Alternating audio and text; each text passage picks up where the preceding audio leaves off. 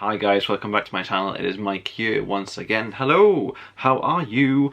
This is part 2 of my first 100 video for the end of November. I've decided to do it in 2 parts because I was waffling on about Morrigan Crow and time went, so now I need a separate video for this one. I will link above and below the link to that video, which is the first 100 pages sort of discussion about Wondersmith, The Trials of Morrigan Crow, Nevermore book number 2. Now, this video is about the other book that I'm reading at the moment, which is, as I said in that video, a little bit odd for me to be reading 2 books at once, but it's working for some reason.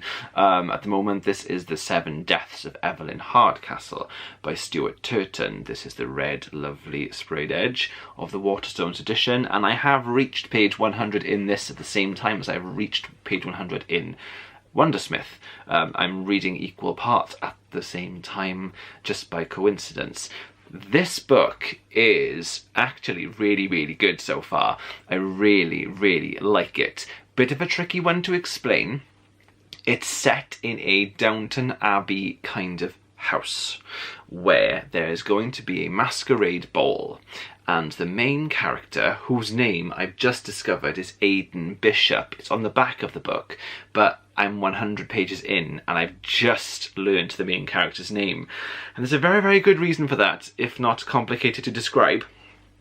Aidan is waking up inside different people at the house.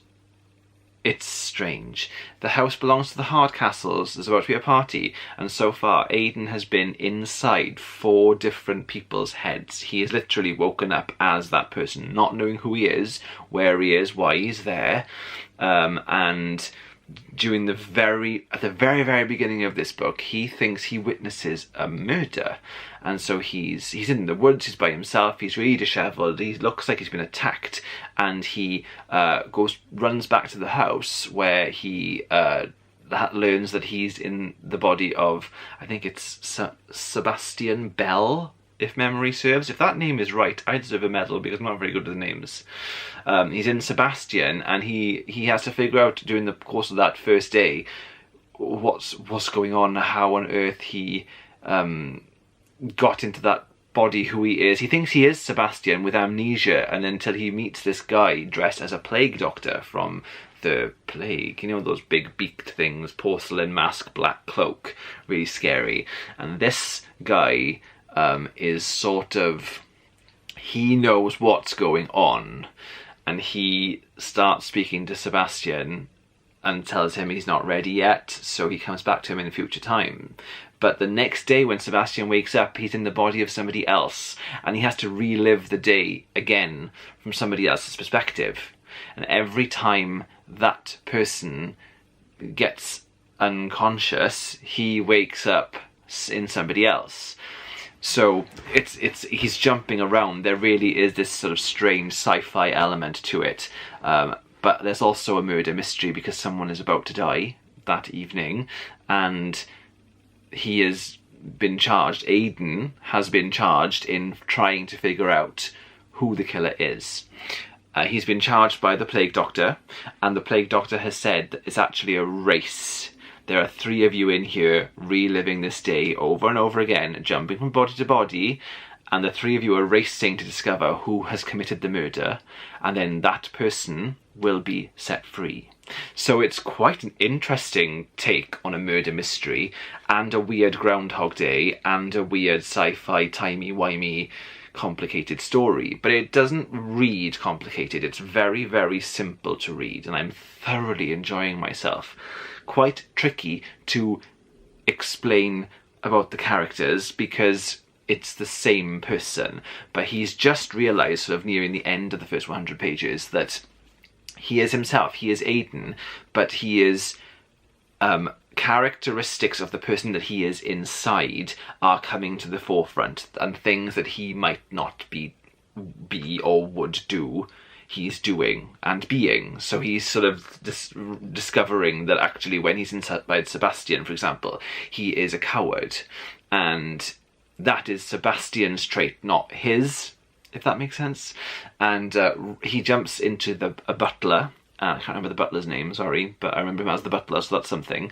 And the butler gets beaten up, and he is unconscious, so he jumps rather quickly into a third person, and in the third person he's starting to think he's going mad, and he tries to escape, and that's where kind of the rules of the game are explained. And he just drops, he's just like, he can't do it, and I think he must fall asleep. But he does get one whole day in each host, as it were. So there's it's really clever, really clever. It's told in first person, which makes it super easy to read because you're inside that person's mind, because I don't know how else he would tell this story. You're inside that character's mind, kind of deciphering what's Aidan and what's the other person, and trying to put together the clues. And there's a really cool kind of like timey-wimey bit that I've just read where he has an idea. The guy's called Ravencourt. Is it Sir Ravencourt or Mr. Ravencourt? And he has an idea. He's trying to get someone to help him, and he has this idea where he's like, right, I'm gonna place the odds now. He's like, and he just goes, look under the seat cushion, and the other guy goes under the seat cushion, and there's a letter, and he's just like, what? And he reads it out, and it's like, it's a secret that of that person that Ravencourt is using to blackmail him. But Ravencourt hasn't got that information yet, so he has to make a mental note now, Aidan, to wake up tomorrow, and the first thing he has to do is figure out what secret he can use of that person to blackmail him, and then put the letter there before the meeting with Ravencourt. So it's really clever, super clever. This is the one that is impacting me the most at the moment between this and Wondersmith. I'm loving Wondersmith. It is such a lovely hug, as I said in the previous video, but this one is so intriguing. It's super intriguing. It is not just a whodunit, it's a who am I, whodunit, and when, and what time are we, what day are we, and like the chapters are just numbers, like I'm on chapter 17 now, but it's just day 1. And then it'll be day 2, day 3, and day 4. Then it went back to day 2, continued, and went backwards, and then it jumped to day 4 again, because the certain people are unconscious at certain times, and that's when he jumps into somebody else. So it sounds super sci-fi. It's really not told super sci-fi. It's told much more like kind of Agatha Christie, but at the same time he's grappling with this big sci-fi idea and this big sort of weird time and body swapping thing. Oh, it's just fab. I'm really enjoying it.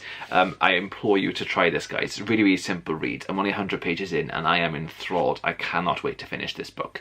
But at the same time, I'm enjoying jumping back and forth, so I'm not going to rush to finish this one. I'm going to take my time, read them both at the same time, and just enjoy myself. Yeah, so these are the books that I'm reading at the moment. Really enjoying both of them. Oh, both red. Red because I'm feeling festive, ever so slightly, maybe, possibly. Could I have put the Christmas music on in work already? Yes, there's a large possibility that that's actually happened.